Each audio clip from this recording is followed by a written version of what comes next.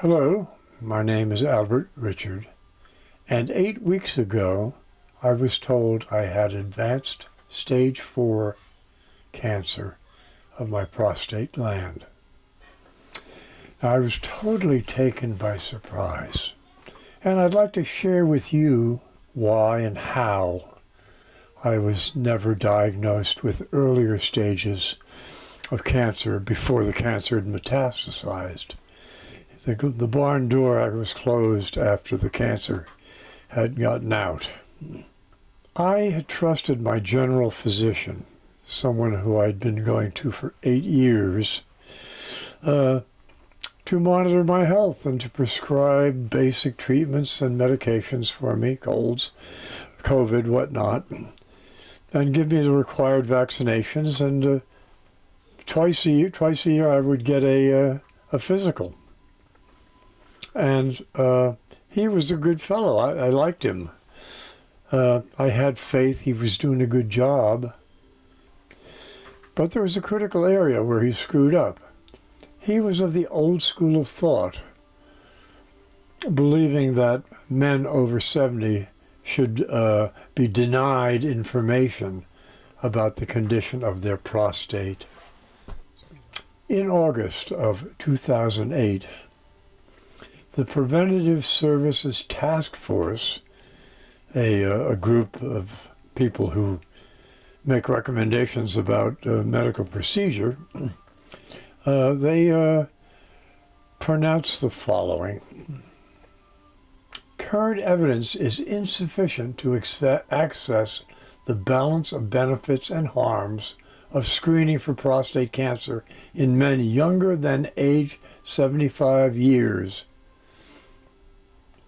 Do not screen for prostate cancer in men ages 75 years or older. Were these people that blinking stupid? Their reasoning makes no sense. The logic is flawed. The argument is specious. Facts speak for themselves. If you catch prostate early, treatment, ADT, usually, can be given to slow the cancer. That's a medical fact. In the last 8 weeks, I've asked every doctor, and each one I've spoken to said the same thing. I've seen quite a few doctors. They agree that this practice of denying PSA results to older men patients is not a good one. And they do not do it themselves. Not one of them advocated for this archaic practice. Some of them were adamantly and angrily opposed to it. Now, would my grandchildren have me around for a few years longer had my cancer been caught at stage 2 or stage 3? I don't know.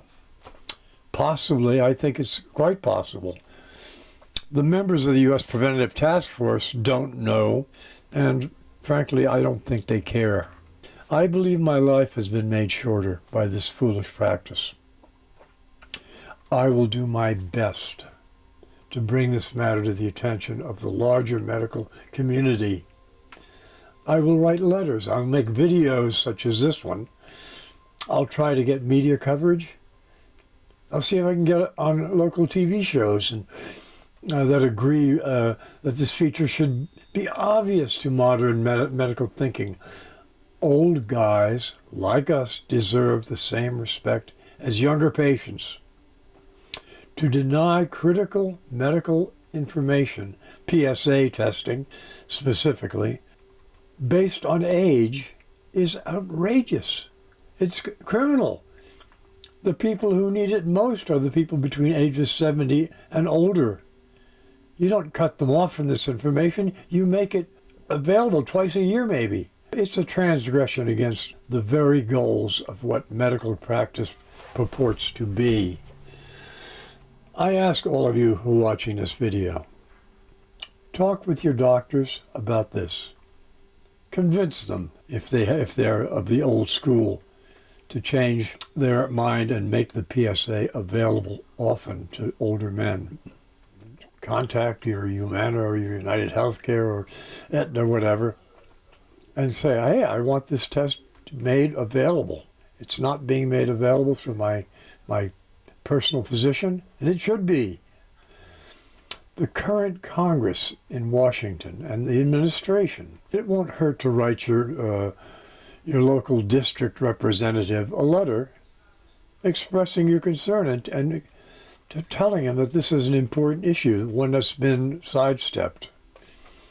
I'm currently receiving ADT treatment for my cancer, and it seems to be lowering my PSA. I've only been at this for a few weeks now, so I've got a long ways to go. I sure hope. I ask you again, please follow through and see if you can help initiate a change in this antique way of thinking. Thank you.